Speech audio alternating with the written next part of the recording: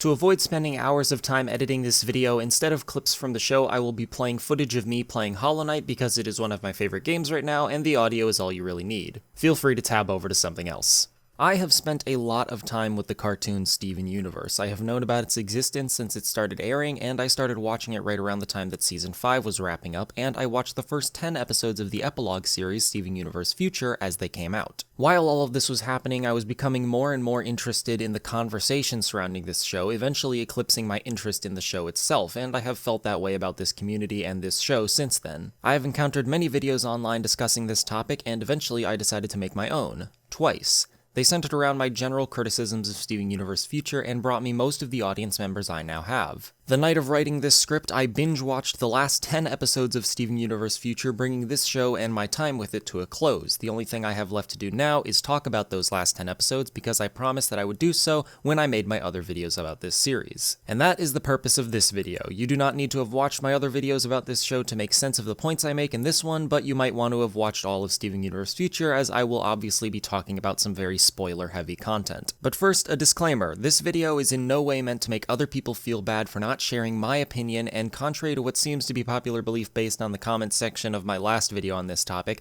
I do not wish to make other people enjoy this show less with my criticisms of it. This is my opinion, and hopefully this very loose intro will have bored enough of the fanboys of this show who only want to hear people talk about why this is the greatest show ever, so that only people who are invested in the conversation about this show, or just people who are invested with me, are left. Which will hopefully cause the comment section of this video to not be filled with hundreds of people who don't know what Control F does, saying the same thing over and over and over. Now let's get into what you all came here for, my thoughts on the ending to Steven Universe Future. This ending was okay. I did not feel any strong positive emotions toward it, and for reasons I plan on explaining later, the negative emotions I did feel towards it sort of mellowed out by the time the series was over, and especially by the time I am writing this script. At the moment, I feel like I would give Steven Universe Future a 3.5 out of 10. This is stronger than the 3 out of 10 I would give the original series, but not as strong as the 4 out of 10 I would give the movie. For reference, I'd also give the show Voltron Legendary Defender a 3 out of 10, though for very different reasons. I'd give the show Avatar The Last Airbender a 10 out of 10, I'd give the show Friends a 5 out of 10, and I'd give the show Sword Art Online a 1 out of 10. I am telling you this so that you can hopefully get a better grasp of what I mean when I say that Steven Universe Future is a 3.5 out of 10.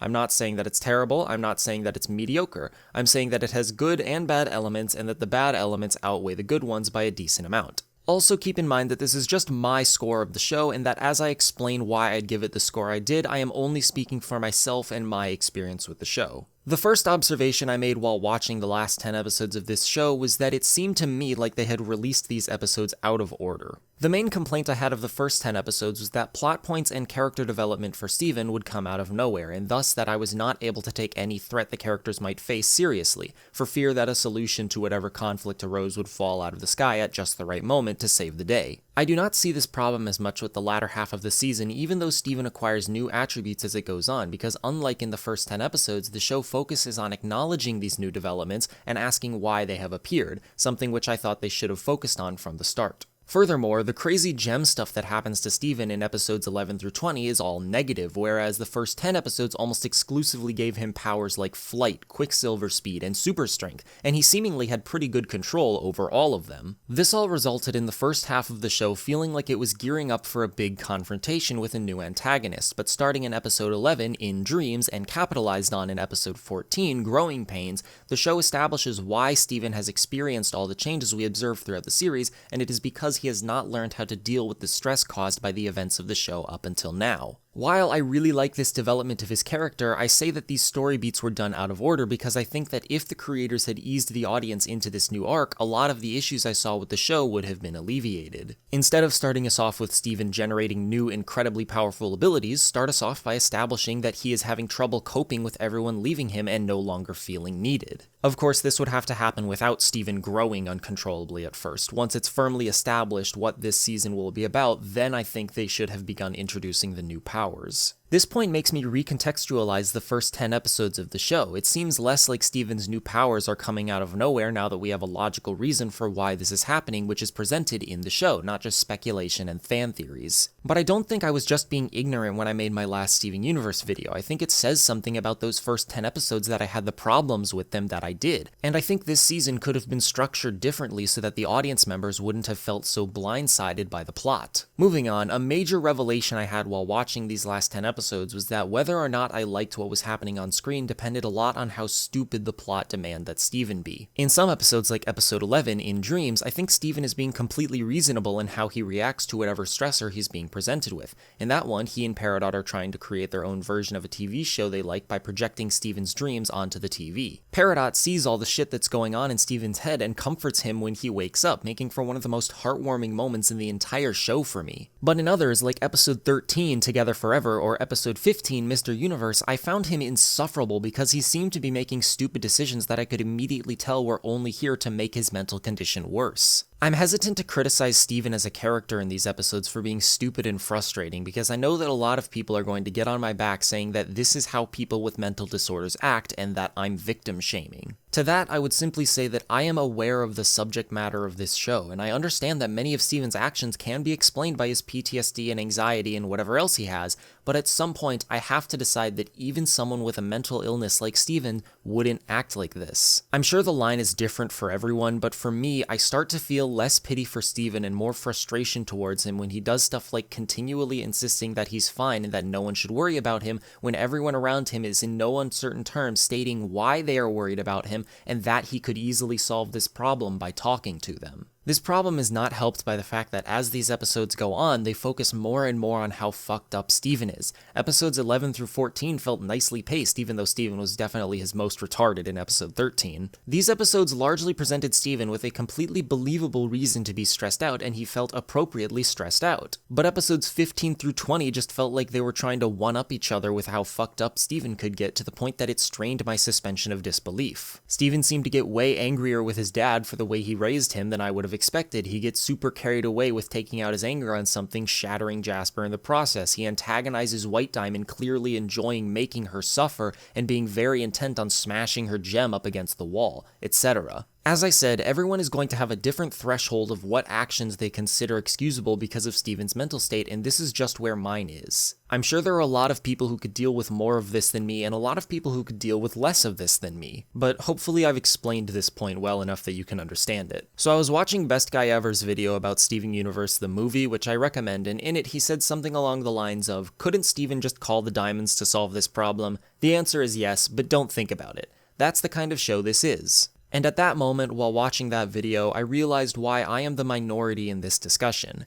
It's because Steven Universe was not made for me. It was made for people who have the ability to just not think about it. People who value thematic messages over airtight writing and are willing to let some continuity errors and things of the like slip by because they feel like this is how they can best experience the most joy from a TV show. But I can't just not think about it. It's why I make videos. I can't stop thinking about every little detail of a show that I pick up on until I either complain about it or praise it to someone, whether it's offline or online, in a video format or in a Discord call, etc. This is why, although I feel comfortable saying that I don't like this show, I rarely encounter people who like this show that I can't understand at all, because I immediately get that those people just value different things in their media. I like powerful thematic messages, but if I sit through a bunch of bullshit to get there, I'm not going to feel very good about it. And this segues nicely into talking about that thematic message, which is the power of love. I like this message, I obviously agree with it, and I think it should be taught to kids who are the primary audience for this show. I guess you could also make the argument that the theme of this show is that going to therapy and talking about your problems is good for you, and I think that the creators were going for this, but I also think that this theme doesn't land very well because we never get to see the actual process of Steven healing. We learn that he's seeing a therapist, but we don't know what they've actually been doing in the seemingly months between the second to last and last episode, so it just kind of feels like everyone went, "Steven, we love you," and then all of his problems went away instantly. Obviously, I'm smart enough to understand that this is not the actual series of events that transpired, but I don't think it would be unreasonable to think that a kid might perceive episode 20 as taking place the day after episode 19. It's really not the worst thing in the world, I just think that it was a missed opportunity. Regardless of that, however, I have no real complaints about this as an ending. I've seen the Power of Love message done before, as I'm sure many of you have, so hopefully it makes sense why I have no strong emotions towards this ending, especially considering I never really got that endeared into Steven as a person. One thing I did find incredibly annoying though was that bit where everyone was taking turns blaming themselves for Steven turning himself into a monster. Maybe it's just because I've been watching too much anime, but I am sick and fucking tired of characters exclaiming that they're horrible people for not being perfect 100% of the time and stating that this is all my fault. The Diamonds especially irked me with this point because they had been characterized as tyrannical dictators for the majority of the series, and since the Diamond Days arc they have taken a complete 180, but everyone seems to agree that that was the low point to the show, so I won't bore you with what you probably already know. Speaking of the Diamonds, they just mimicked pretty much exactly what my complaints of Steven's powers were in the first 10 episodes. I mean, remind me if I missed anything, but they just generated literally the opposite powers of the ones they were constructed to have. Yellow was characterized as constantly destroying shit, but now she can unshatter gems, which I'll get into in a moment. White can now allow other gems to take control of her body, and Blue basically just gets drugs. She can now create clouds of vapor that make you feel good. Blue's isn't actually so bad, since the evolution of her powers from making people sad to just making people feel any number of emotions is a much more natural progression than White and Yellow's new powers. And speaking of new powers, Unshadowed Gems. I really dislike this change, because it robs a huge amount of the dramatic weight from the Bismuth arc and seems to only exist as a way for Steven to fix his mistake of shattering Jasper, and yet another way to redeem the unredeemable diamonds. Shattering a gem was worse than killing them because the individual shards of the gem would eternally be searching for their other pieces but never be able to re-merge with them. Shattering gems is a huge part of this show's lore and they completely undermined it so they could progress Steven's trauma. Remember how in my last Steven Universe Future video I made the point that it felt like the creators were willing to bend the continuity of the show in order to keep it on the path they wanted it to be on? Well, this is that, but cranked up to 11. Now we have completely changed the rules of the series so we can have Steven shatter Jasper. Honestly, I would have liked this plot point way more if Steven couldn't unshatter Jasper. It would make the severity of how far into insanity he has allowed himself to fall really sink in, even though it would once again be doing the whole dramatic one-upping thing I talked about earlier. Another plot point I would have really liked if they just did it a little differently was the whole Bismuth and Pearl ship.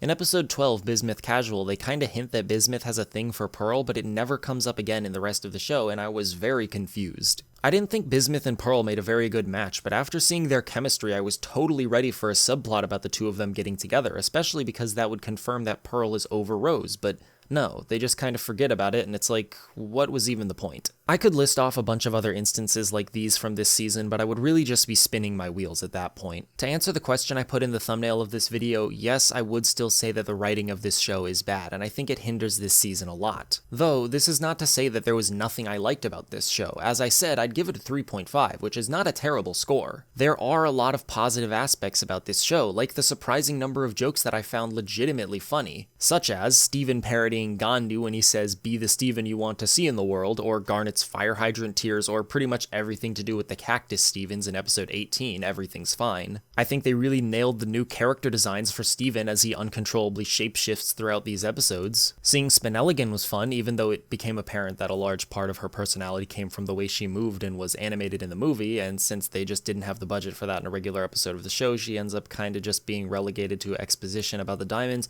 and she really lost her charm, which kinda sucks because she is easily my favorite character in this whole show. But it was fun to see her again. What about Sour Cream? He was awesome. Every line he utters is fucking gold. I love him so much. He's perfect. I could go on and on like this, listing the things I liked in this season, but I think you get the point. Right now, I kinda just want to be done with this show. I'm super thankful for everything it's given me and the millions of other people who watched it, but I'm glad it's over. See you in the future.